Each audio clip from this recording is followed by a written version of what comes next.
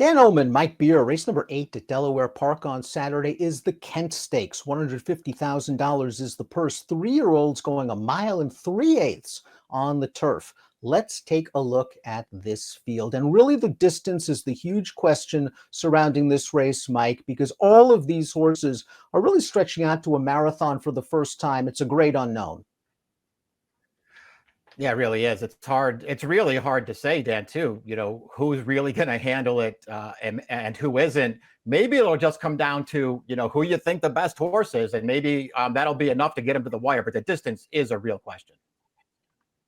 3-turn race at Delaware. We'll throw up the Timeform US pace projector, maybe for some clues. I'm not sure this pace is going to wind up being fast, as that red bar indicates in Timeform US.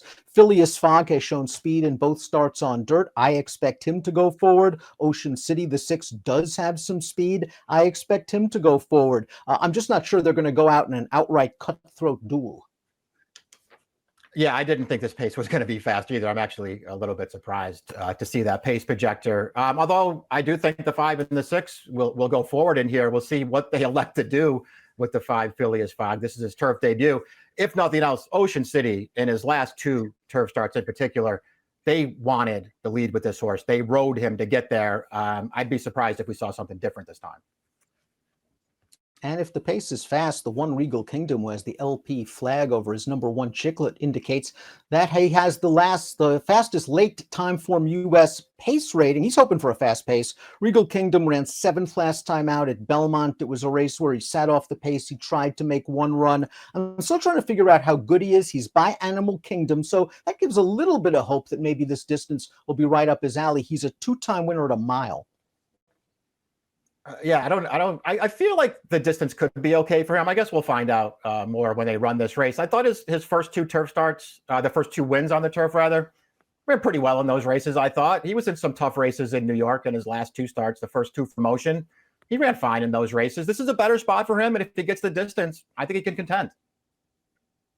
The number 2, really good, has some quality. He was graded stakes placed at a middle distance at Keeneland last year. He competed in the Breeders' Cup Juvenile Turf without much success. He's coming out of a 9-furlong race in the Hawthorne Derby. We'll watch that right now. It was over a yielding surface, and I thought this pace was pretty legitimate. This Act of Fool just went right to the front, and he kept on going. He put the horse in second on a hard chase. Really good is going to come with an okay run to eventually get second here. What I noticed, and when you click on the sire link in your Formulator past performances, Hard Spun wins 22% with horses going a mile and a quarter or longer.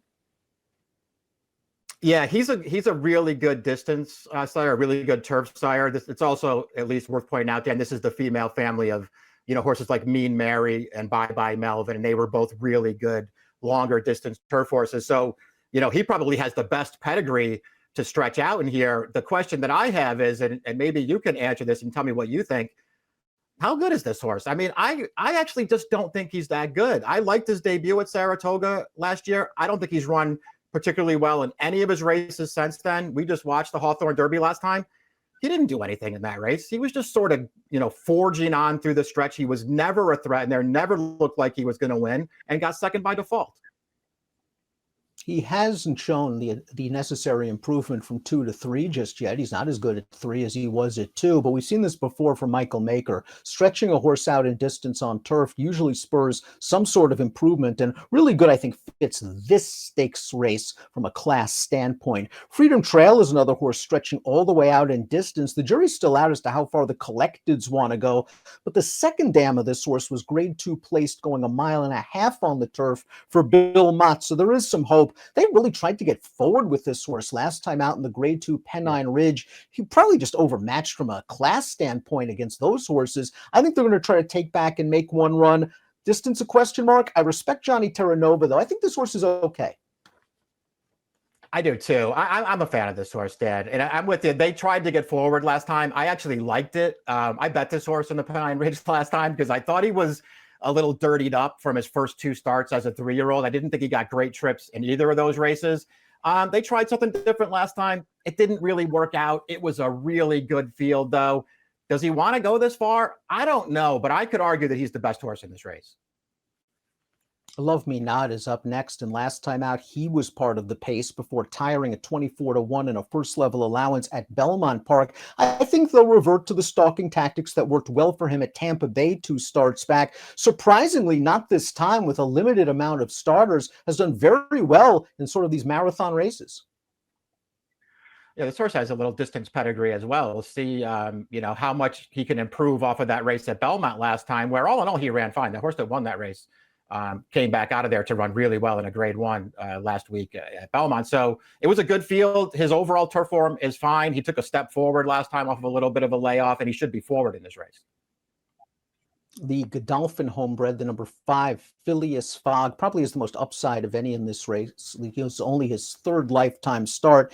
He has shown speed in both races, including his most recent effort, his first race off of a lengthy layoff. He probably gained a lot of fitness from that try. And I think he's got some turf pedigree, Mike. His sire, Astern, is all turf. The question is, how far does he want to go? This is the female family of Speightstown.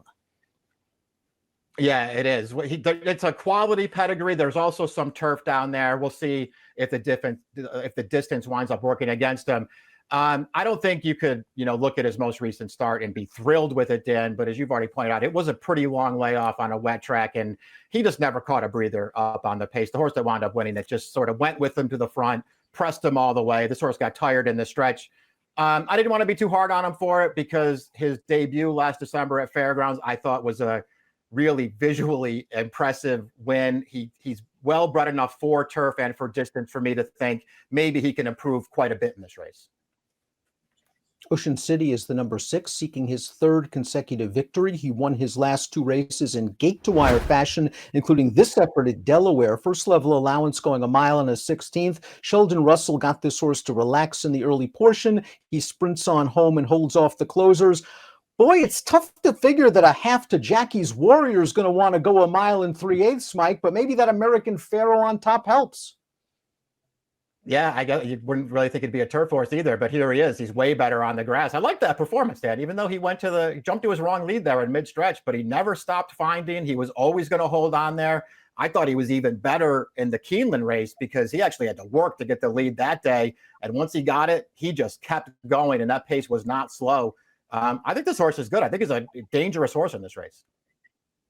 A class and distance test for the 7, T at 1, who makes his first start for New Connections after this game performance in a first level allowance at Tampa Bay back in early May. We see him on the outside in this race, and he still has some work to do at about the 8th pole, but he's going to just keep on grinding along, and he'll get up to win. He has a good amount of upside potential, but this is a big jump up in class.